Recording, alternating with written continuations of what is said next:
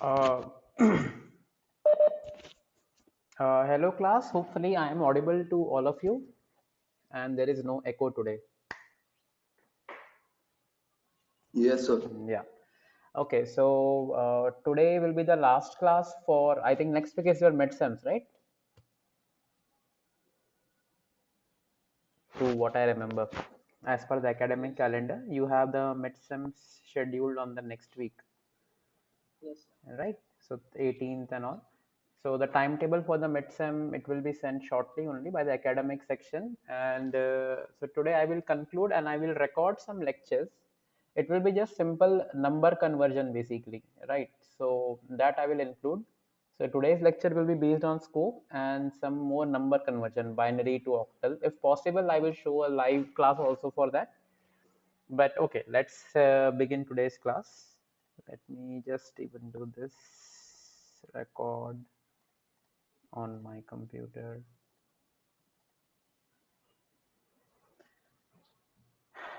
And where is WebEx? Share.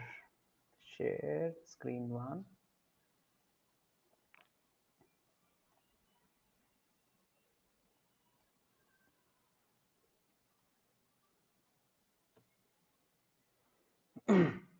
Okay, class. Hopefully the screen is visible,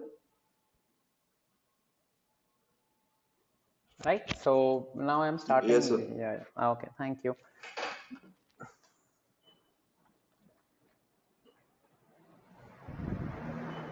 So why do we need scope and what are the importance of it? So let us see the program first. So I have numbered it from 0 to 9. Okay, so 0 underscore formal, right? So we have already seen functions.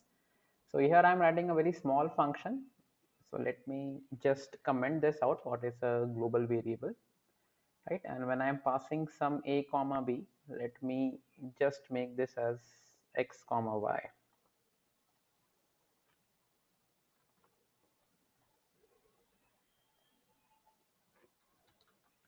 Right, so this is a standard function. We have ABC and I'm printing the value of A, which is 10, printing the value of C, which is the sum of A and B. We can also, let us say, print the value of B. Okay, and then in the function I am actually passing on the values which were called from this. Okay, so let me just execute the code. And is the okay, it's a warning, that is fine, no issues. Basically warning is because I am declaring the sum function here and I did not declare the prototype, so I can just copy paste and put a semicolon here. That clears it,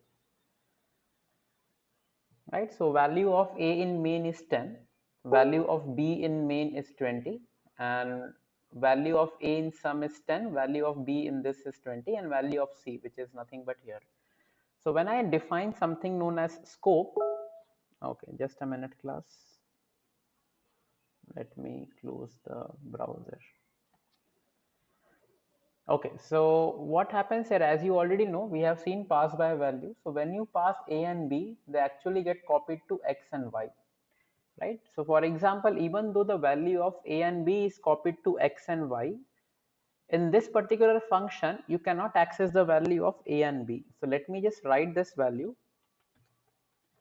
right? So let me just print the value of A and B here, and then you will see the program will throw an error, right? Even though we know that this A and B are actually being copied to X and Y. So let us run the code and you can see we have error. Error, A is undeclared, right? Even though we have declared A in the main, integer A as 10, integer B as 20, it is still showing an undeclared error. Now, why does this shows an undeclared error? Because there is something which is known as scope, right? So, for example, if I tell you a very real life example, it's more like the scope of Aadhaar is in India only, right? If you take a Aadhaar card outside India, it has no value, right? Because every country has their own security identity card. Similarly, every variable has its own scope. So now how do you understand what is the scope of what variable? It's very easy. So any variable that you take, let's say you are taking a variable A, right? Just go upstairs and just see which is the matching braces for it. So when you go up, you can see that on line number 8, the nearest opening brace for A is line number 8. And the equivalent closing brace for this brace is, as you can see, VS Code is showing you, but from 8 to 21.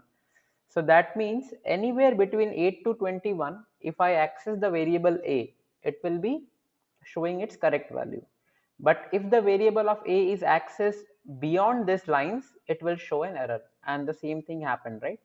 The scope of a, once again, you even there, let's say take the variable b, go up and locate the nearest brace, right? So the nearest brace again is line number 8, and then see which is the matching brace for this. So matching brace for this is basically line number 21. So again, B is defined for this section only.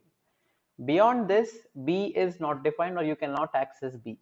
And hence the program actually threw you an error in this particular condition, right? Similarly for X and Y. So when I say integer X and integer Y, right, they are basically defined only for this function. So function is a special case. So for example, in the function, if I enter, let's say integer P, and P is equal to X plus Y, fine.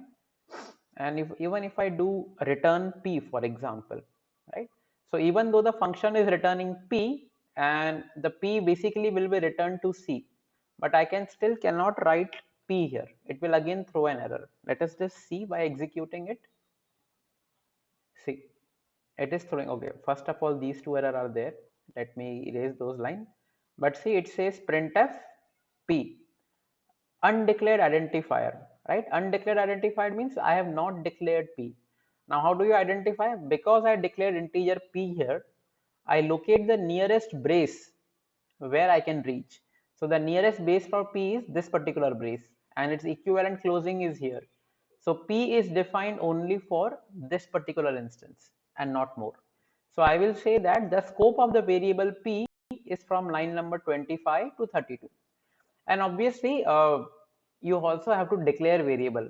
When I say ki, okay, you locate the previous brace, it is just for the understanding purposes, right? It does not mean that you define P here and then you write something like this, right? Value of P is P, right? It will of course give an error. So the point from where the variable is declared to the whole braces, basically it's the scope. So we will just see one more example. Let us see a local variable. So this is the most basic program. So we have integer a, b, c, and these are all local variables. Actually, when you still see a global variable, you will understand. So how do we define a local variable? Local variables are always enclosed within braces, right? So if you can see, this integer a, b, c are everybody belonging to the main, right? Everybody belongs to the main. So what happens? These are known as local variables. And why? What is the importance of local variables? Local variables are local to the block only. A, B, and C cannot be accessed outside this particular box. So let's say if I write a sum function here, right? So I cannot do something here like okay, print value is equal to percentage D A plus B. Even though this segment and this function is syntactically correct, I can even just keep void sum here, right? Since I cannot access a and b outside this particular loop, this function has no value. So this a and b actually have no value.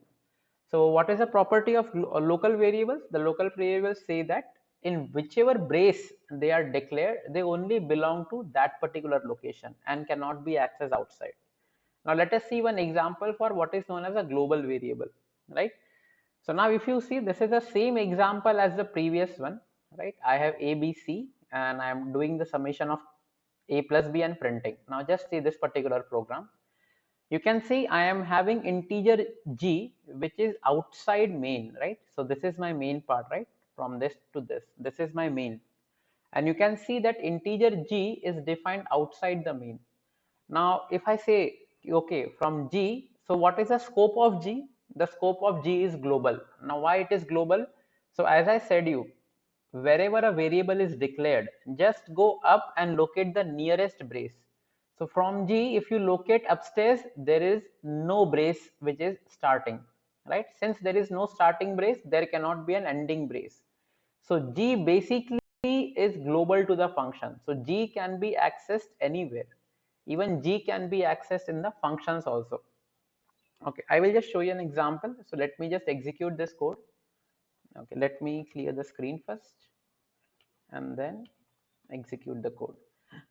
So we have A is 10, B is 20 and G is equal to A plus B. So what is the value of G here? So value of G here is 30, which is absolutely right. Even if I, let's say, instead of global, if I declare G here, the answer will still remain the same, right? Now what is the advantage of global variable? It's like you can access them anywhere. So anywhere, what I mean by anywhere is like, so for example, I'm writing a sum function here, right? I'm just calling the sum function with blank parenthesis. So I can just have here void sum and I can write a sum function here, right? Now you just see, because A and B are local variable. Why they are local? Because from A I can match an upper bracing here and the equivalent brace here is this. So the variable A and B basically are within this particular brace only. Now what did I do? So what did I do is A and B are local variables and G basically is a global variable. Why? Because it is declared outside the main and does not have any associated brace or a closing brace, right? So that itself means that it's a global variable. Now you can see in this particular function, the compiler will throw an error. Why? Because it does not know what is the value of A and B. Why? Because A and B were local variables and they were defined only within this scope, right? Since they were defined only in this scope and I am declaring and I'm accessing the values in this particular function, the compiler will throw an error, that is undeclared A and B. But the compiler won't throw an error for G, right? Why? Because G was a global variable and can be accessed anywhere. It's just like your passport, right? Your passport is valid across all the countries. The same passport is valid across all the countries. So let me just clear the screen and now I will get an error, right? So it says, see, error A undeclared. Of course, in the function I did not declare A. Error B undeclared. But you can see it did not give an error G undeclared, right? Because G is already declared as a global variable. Now let me just remove this. Value of G is equal to this and let me just remove this, right? So even if you see, I have not defined something called as G here, right? Because I know it's already global. So I can just define it at once and I can access in the main also, I can access this in the sum function also. And so let me just keep a printf here so that you can understand value of G in main is, and value of G in function sum is, okay, function. Let me just clear the screen. Oh, probably I missed a semicolon somewhere. Printf expected semicolon before printf line number 19. Oh, sum function, sorry. So you can see value of G in main is 30. Value of G in function sum is 30. Right, value of A, B is 10 and G is 30 and value of G in main is again 30. So you can see value of G in the sum is, in the function is 30 and value of G in main is 30.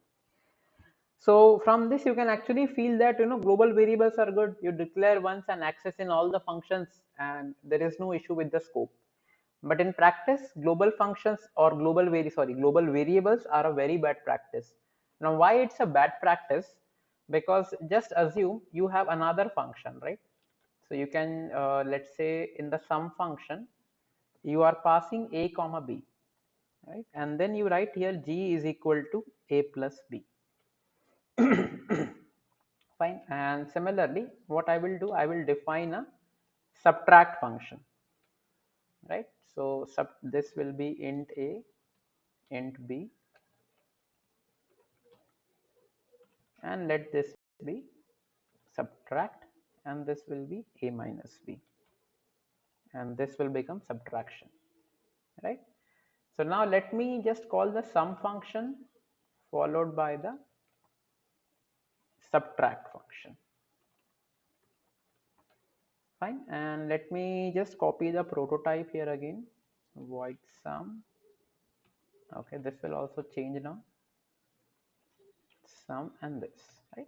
So I have two functions here, and in both the cases I am storing the value of a plus b in a global variable, and I'm storing the value of a minus b in another global variable, right? So now let me just see this. Let me just execute. So basically guys, what will happen when you call the sum function with a and b, 10 and 20 is passed, 10 and 20 basically come here, then g is equal to a plus b, right? So g gets the value 30.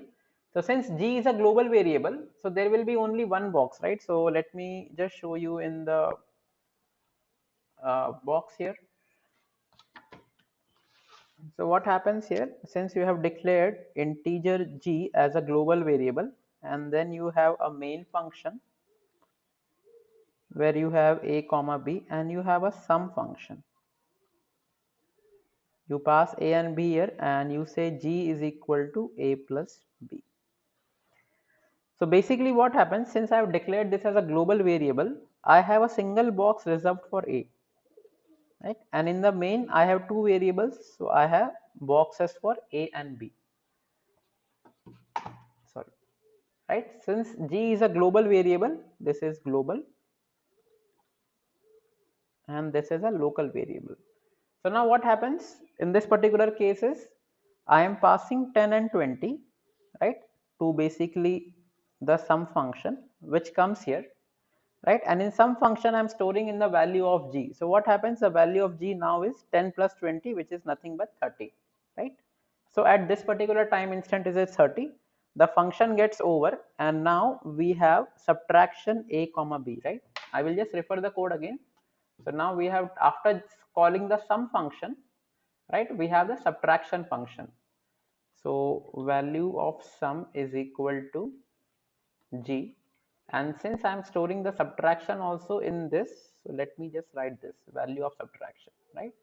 So after sum function we calculate the addition, and after the subtract function we calculate the difference. So now what happens here is, like, the moment you are passing subtraction a comma b, which is 10 and 20 again, right, it goes to the subtract function a comma b. Again you write g is equal to a minus b. So what it will be, 10 minus 20, which is equal to minus 10. Now since g is a global variable, so let me change the pen color to red. So the value of sum is basically lost. This becomes a g and this becomes minus 10, right? Because it was a global variable, we assign only one box or one memory location for the entire program code. So now let us just see the output of the code. See, so as you can see, value of g in function sum is 30. So at some point the value of g was 30, right? But eventually when I'm doing both the functions, when I'm computing both the function, what happens, you see, after the execution of both functions, what happens, value of sum and value of subtraction, you see both the value appear as minus 10 and minus 10. So obviously the value of sum is wrong, right? As we can also see in this particular box, we had 30 and then eventually we got as minus 10.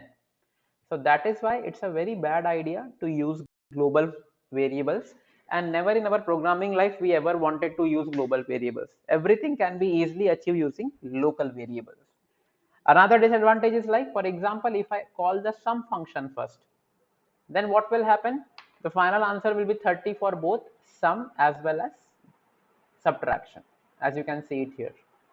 So this is the disadvantage of global variables. So it is always better not to use the global variables. One more program we take and then we just take a break, right? So now there are two things. So for example, in this particular code, as you can see, again, g is a global variable, right? I'm initializing g as 20. So the scope of g is for the entire code, entire block of code. You can access g anywhere, in the functions, in the main, and everywhere. Now you see I am redeclaring g, right? I am saying integer g is equal to 10. I declared g as a global here, and within main I am declaring g as 10, right? Now as I said, what is the scope of this particular g? The scope of this particular g is from this block to this block only. So now now when I print the value of g, the compiler is confused whether it should print the local value or it should print the global value, right? So just like we are giving preference to Make in India these days, compiler also does the same thing. It basically is vocal for local, right? It says ki, okay, if I have a variable g or any variable which is defined globally also and which is redefined locally also, I will give preference to the local variable. So in this case, g will be printed as 10 because the local value takes preference. So let me just execute the code. So as you can see, the value of g is 10. Again, if I comment out this line, right, then obviously I have only one declaration of g, which is nothing but the global declaration. So in that particular case, it will print the value of g as 20. So an obvious doubt at this particular point is, how do you access the global variable in case you want to have a local variable also, right? So I think this is defined here. Okay. Right? So this is a fourth program, and then we take the doubts and a break. So here what happens, you can see I'm declaring integer x as 50, right? This is of course global because it is defined outside the main and it can be accessed anywhere without, this does not have any braces for it. Now you can see again I have defined integer x as 10. So this becomes the local x, basically the local variable. Fine. Now when I print the value of x, right? So let me just print the value of local x. So what will be the local value of x? It is 10. Now you see I'm placing a braces here, right? And actually defining again extern int I. Extern is a keyword in C, just like int, float, if, for, while, etc. Extern is a keyword in C that actually means external, right? So the external word is short formed as extern in C. So now what does extern do? So see, we have integer x is equal to 50, integer x is equal to 10, right? This is the local variable, this is the global variable. Now if I print the value of x, it will actually give preference to the local variable. Now I keep a brace here and I'm declaring extern int x. So what does this extern say? That for this particular loop, 10, 12 and 13, whenever I'm printing the value of x, and if x is defined externally means outside this as a global variable, print that variable, right? So let us see the output first, or else it gets too technical. Let me just print the code, right? So the code begins here. Then we have value of local x is 10, obviously because in the local declaration we took this as 10. Then I come to this particular brace. Now you can see this extern, whenever I declare extern in text, it is only valid for this particular block. Why? Because I see the variable name, go on the previous brace, and then I just select this. So when I'm declaring extern int x, it means even if I have x as a local variable, ignore its value and get the external value of x. In this case, the external value was the global value. Fine. So the global value of x is basically 50. So you saw within the main, right? Within the main, with a declaration of a local variable, I was able to access the global value of x, right? So that is with the use of keyword intern. And then again, I'm finally printing the value of local x since it is outside this, right? So the scope of extern is only from this point to this point. So as a result, after this particular brace gets over, this particular memory allocation is invalid, and then you get the value of x, which is nothing but the local value. Why local value? Because you declared x as 10 here. So the loop, the brace and the compiler basically will give preference to the local variable. So this was about scope. You can take a break for 5 minutes and then we come back, or any doubts or queries can be entertained. So what if you forget the braces? Okay, what if you forget the braces? I think it should give an error. So this you are saying, should I remove this? Yes, sir. Okay, yes. So as I said, it is giving an error. Error, extern declaration of x follows declaration with no linkage.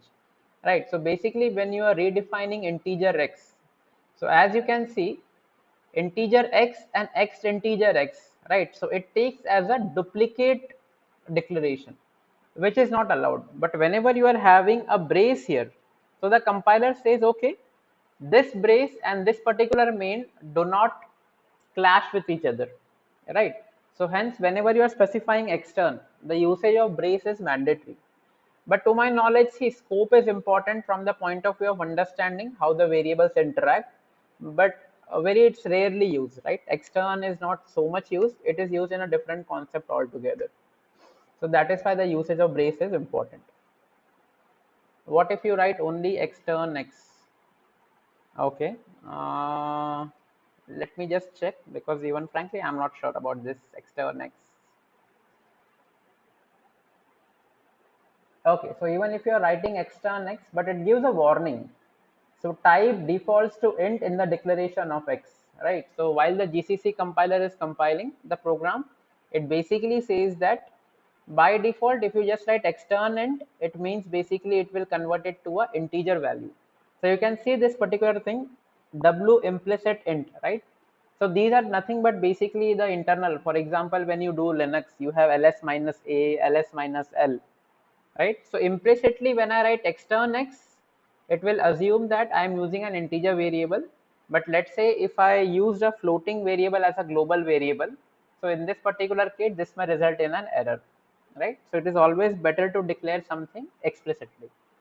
I think this was in the chat box actually. So let me just keep the extern program. So you can take a break for 5 minutes, and let me just check the window of class, I just want to say that please don't write your roll numbers and names in the chat box. For me, attendance does not matter, right? I don't keep a track of attendance. So anyways, I record the lectures and upload on YouTube, because if you somehow miss the lectures, attendance has no weightage for my course, right? So you are free to attend, not attend. If you know the concept, it's fine. You can watch the video on YouTube once I finish the lecture and I upload there. So it's full flexibility. Anyways, it's pandemic time, so I don't want to overburden you with attendance and all these stuff. So don't worry about attendance. Sir, what will be Sir, the format of midsem exam? Okay, midsem exam, you will have a quiz, right? You had one quiz initially. So you will have a Google quiz like that only, probably 15 minutes and some few questions. It will be strictly MCQ. There will be no theory questions or theory answers to write. Just you need to mark options, and there would be some questions in which you need to predict the output, right? Like in Google, you just say option A or you select the right option. It will be like a fill in the blanks. So let's say I have integer a equal to 10, b equal to 20, printf a plus b. So I will say what is the output. So then you have to write 10, 20, whatever the answer is, 30 in this case. And as per academic section, we need to conduct a quiz of a real-time quiz. It can be 10-15 minutes. That is up to the supervisor. And then we usually give a code, right? Because in this particular case, you already have CS112. Then I will talk to Saurav. Okay, what needs to be done? Should we actually give an assignment since the lab is already there? So by assignment, we mean just like you get, is the midsem for CS112 done or no? No. No, sir. No, okay. That part. Sir, it's today. It was Acha, today for G9 network. it's today, okay. So usually what happens in CS112, you will be given a program and you will be asked to complete in 3 hours or 4 hours. That depends on the faculty, and usually you ask for some extension also. So technically, as per academic section, we need to take a quiz for midsem. That is a real-time quiz, like 10-15 minutes, and you need to give an assignment, right? So for the second, third, and fourth year, the condition is like that the assignment has to be submitted within 24 hours of giving, right? So if I give you an assignment at 11 o'clock today, so by next day 11 o'clock you have to submit the code. But I am still undecided on the assignment as of now. Right. So let me talk to Saurav sir and inform you. But real-time quiz is surely there. Real-time quiz, nothing is happening. So that will be just a Google quiz. I will share the link on WhatsApp and email. You attempt the quiz, 15 minutes or 10 minutes, and then submit. So do you know if there will be any specific evaluation for CS112 lab? It will just go like your normal assignments are evaluated. It's just that midsem and endsem usually have a higher weightage, say because you have only one midsem and one endsem, and you may have like 8 assignments.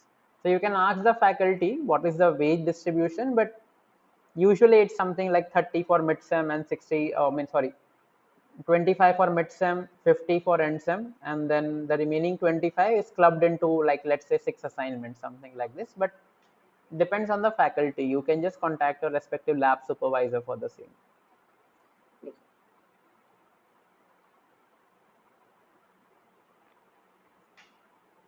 So tomorrow I won't be taking a class. I will try my best, to record some lectures and upload it online. Right? Those are nothing but just number conversions. Very easy topic. Right? It's already 11. Okay. So some more programs for scope actually. So okay, scope one. Now I hope you understand how we see by braces. So see, I'm defining int main here.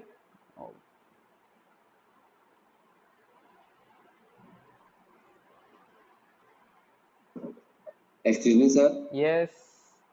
Sir, if we define a variable, let us say g, Okay. globally, Okay. to be 50, Hmm. and then another time in the function, we define int g equal to 10. Okay. Does it create a second memory space for that g, or It what creates, happens for that yeah, memory it space? creates a second memory space when you declare it locally. So for example, Okay. let me just come to the iScribe, right? So in this particular case, let me just do a next.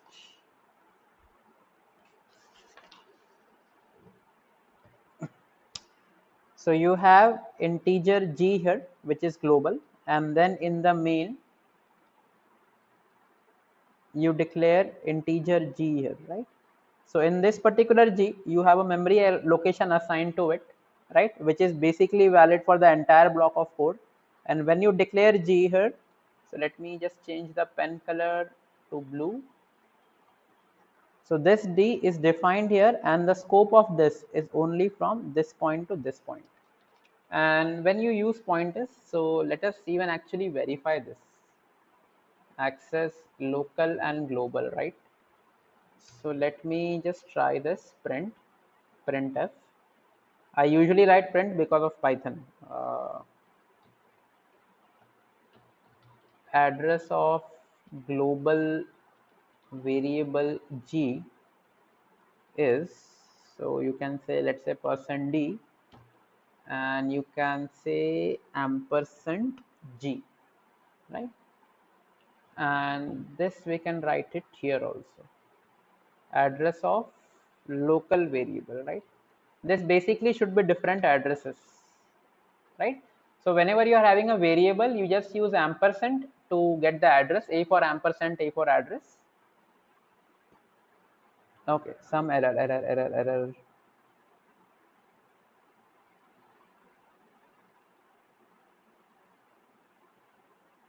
I missed something. mm, Line number this. Am I missing something? Should not be the case. Okay, let me just comment this out. Address is 6422 okay, and let me just check it out in extern actually. Let me just check this out here. Should, or else I will just find it out. How do you access the address of this? Why it is showing G undeclared? Okay, just remind me on WhatsApp. I will just check this out and come back to you. It's a good question, but I'm very sure that the memory location assigned are different.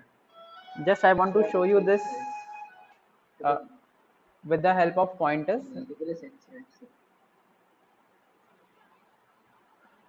Okay, Oh, and okay, sir. okay, so just remind me on WhatsApp, and this is here. Okay, we were on the scope 1 and 2. So we have x equal to 10, y is equal to 20. Fine. And so as I said, for this particular x, go upstairs and check out this. So what is the braces that is matching from 4 up to 24, right? So this x and x equal to 10 and y is equal to 20 will be valid from point number 4, line number 4 to line number 24, right? So what I'm having here, let me just clear the screen, CLS, right? So x equal to 10, y is equal to 20. Let me get this up. So I'm printing the value. So what value it will print? It will go upstairs and check, okay, x equal to 10, y equal to 20. Now I am again giving a brace here, right?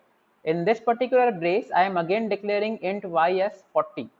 Now what happens here? When I declare int y as 40, this particular y, if I go upstairs to the brace, is only valid between this point to this point. So I am doing x plus plus and y plus plus. Now for this particular value of y, for the compiler, this y is 40 and this y is 20, right? So what it will do local vocal for local, right? So it says ki, okay, for this particular y, I have two values. One is this particular y, which is very near to the brace which I am actually being invoked, and another y is in another particular brace. So I will give preference to the y which is in this particular brace. So x was 10, x plus plus became 11, so x was printed as 11. In this particular brace, since you redeclared y as 40, which was only valid from this point to this point, the compiler gave preference to the y which is declared locally, which is 40. 40 plus plus is 41, and hence you get the value 41. You close this brace. So when you close this brace, this integer y, which had a scope of this to this, now gets invalid, basically flushed out from the memory. Now again I am printing the value of x and y. So x, because this value was incremented, right? So this value basically was incremented to this 10 to 11. So you can see y is restored to 20. Why y is restored to 20? Because when you did y plus plus, this particular y got incremented and not this y. This particular y got incremented, became 41, and which became invalid after this loop. So basically y gets invalid here. So let me see, y on line 13 gets invalid here. So this is how basically scope works, and other programs are just like that only. So let's say I'm having integer main, which is defined from here to here, and then I'm defining integer x, right? So integer x is from this line. You start from x, go upstairs, reach the nearest brace, and find the matching brace. So this is from this loop to this loop. So I can access x only between lines 4 to 6. So now you can see when I'm printing the value of x, which is between line 7 to 9, it will pop up an error. Why? Because x was declared in this scope only. So let me just run the code. So you can see x is undeclared. Simplest way to overcome this error is integer x can be here, right? So now the scope of x is from this point to this point. See, now it's printing the value of x. Another solution, keep it in the print loop itself. Again the value is 10, or the worst but the easiest is to declare it globally. Now it still can be accessed, right? So as a shorthand, just remember this thing: whenever you see a variable, go upstairs, see the matching brace, match the closing brace, and then you get an idea from where to which point the variable is accessed. Then we have scope 3 here. Same example, you can just try to execute, right? We have x, y, and z. Then you are having x and y, which you are redefining, right? One important thing here I want to just show you is static. Let me just see static 1 and static 2. Okay. So just like we saw the keyword extern, we have a keyword called as static also, right? So now just remember one thing. So I have a function here, int main. I am declaring a integer I, and I am calling this foo function 10 times, right? From 0 to less than 10. So 0 to 9, 10 times.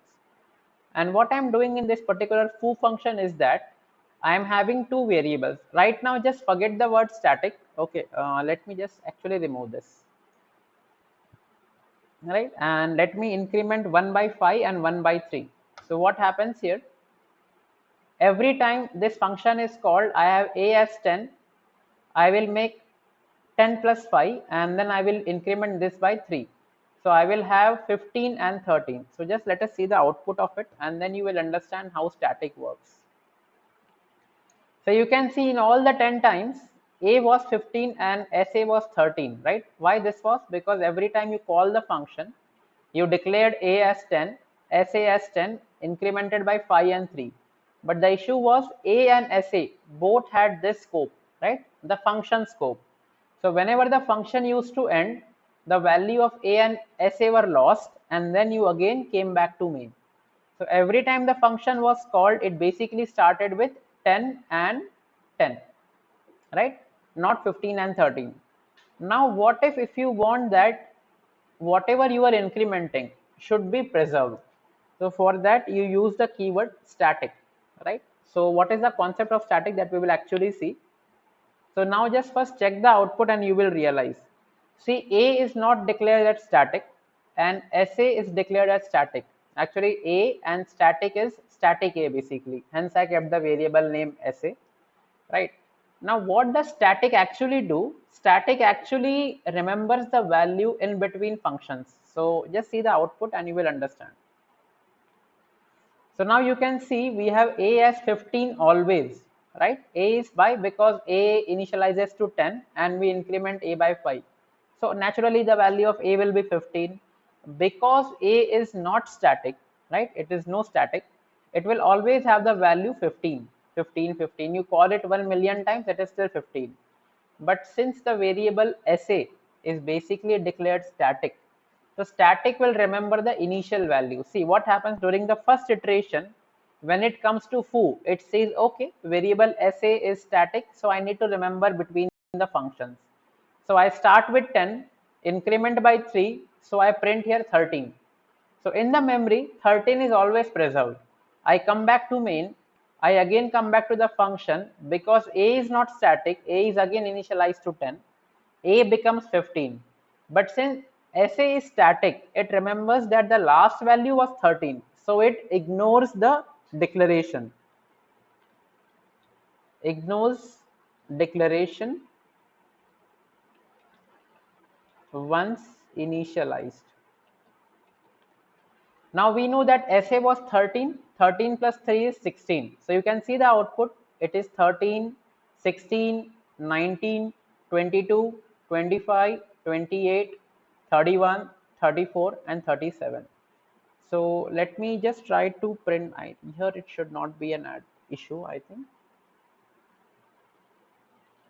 So address of A is equal to %D and then A and I will print ampersand A. So value of SA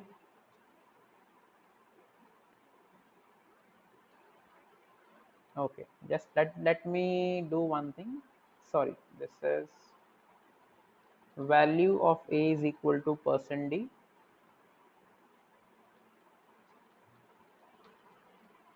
and value of SA should work in my opinion. A ampersand A and this will be SA.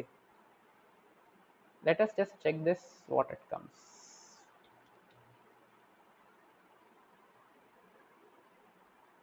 Okay, so interesting output, right? So you may get confused here, but I will explain what actually happens.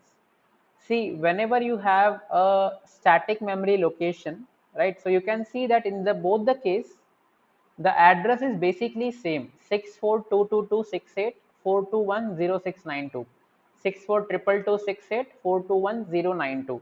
So just let me explain the concept here, what is happening actually. Pen color is this.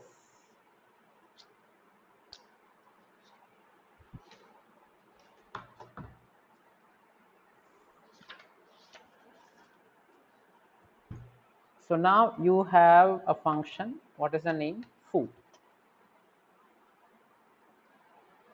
Foo has integer A and static integer SA, right? And then from main you are calling the foo function, right? So whenever you are defining a, what will the compiler basically do is give a box for a, and let us use another pen color,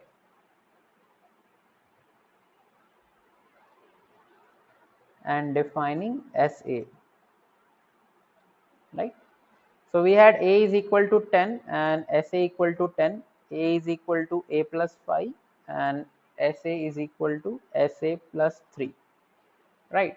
So basically what happens from the main, when you invoke this particular function, because a is not a static int, initially it assigns a as 10, this as 10, then we increment this, so basically this overwrites to 15 and this overwrites to 13.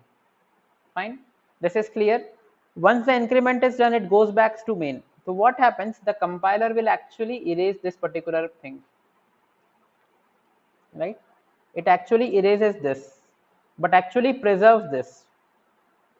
Why? Because it is static, right? So this particular location is actually preserved.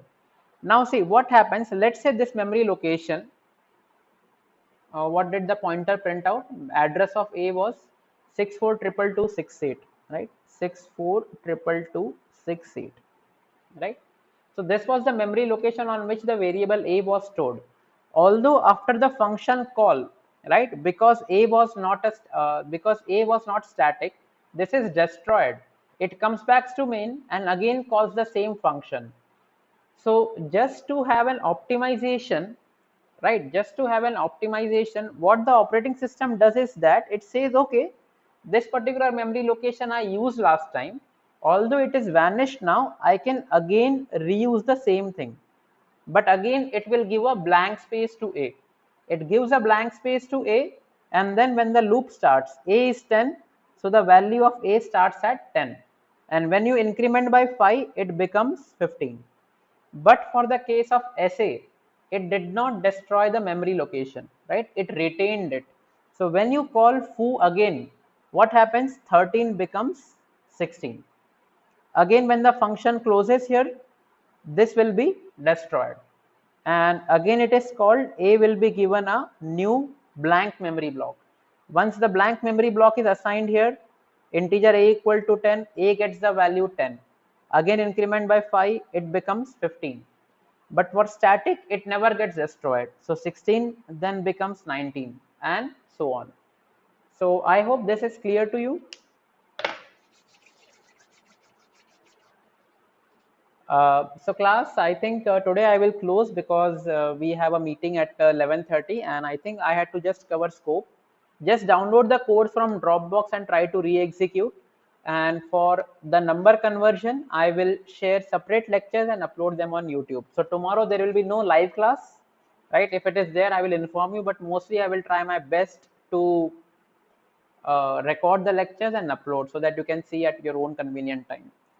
So wish you all the best for midsem. If you have issues and doubts, WhatsApp me, or I will try to resolve as soon as possible.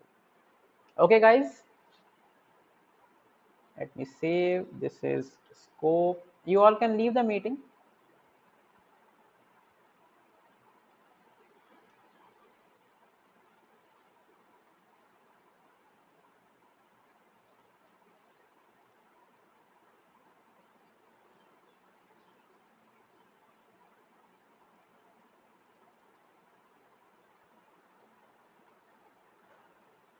So, will you have left the meeting after